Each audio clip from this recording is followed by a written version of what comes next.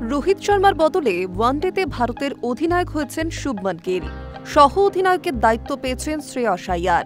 অনেক বদল ঘটলেও একটা বিষয় কোনো বদল নেই। টিম ইন্ডিয়ায় নিয়মিত হয়ে গিয়েছেন হর্ষিত রানা। সেই নিয়ে কম কটাক্ষও হচ্ছে না নেট দুনিয়ায়। এবার রানার হয়ে ব্যাট ধরলেন খোদ ভারতের কোচ গৌতম গম্ভীর। তার বক্তব্য, যারা হর্ষিতকে ব্যঙ্গ করে ইউটিউবে ভিউ পায় তাদের আচরণ লজ্জাজনক।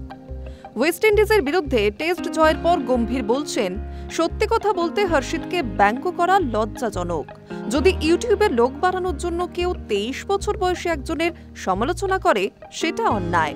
ওর বাবা ক্রিকেট বোর্ডের প্রাক্তন কর্তা বা প্রাক্তন ক্রিকেটার বা প্রবাসী ভারতীয় নয়।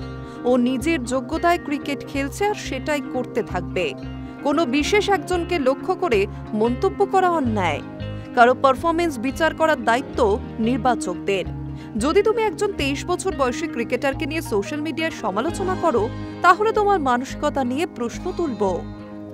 এখানেই থামেননি গম্ভীর। তিনি আরও বলেন, যদি তোমার ছেলে ক্রিকেট খেলে আর এই ধরনের হেনস্থা সহ্য করতে হয়, তাহলে কিরকম লাগবে? ওর বয়স 23-33 নয়। আমার সমালোচনা করুন, আমি সহ্য করে নেব, কিন্তু একজন 23 বছর বয়সী সমালোচনা করা গ্রহণযোগ্য নয়।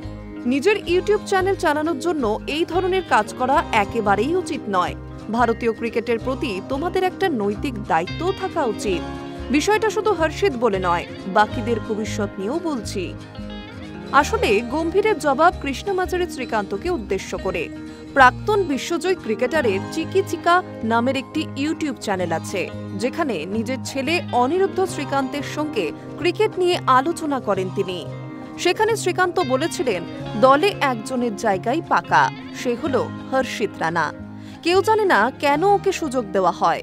কেউ পারফর্ম করলেও সুযোগ পায় না, আবার কেউ খারাপ খেললেও তাকে নেওয়া হয় না। তার থেকে হর্ষিত রানা হওয়াই ভালো।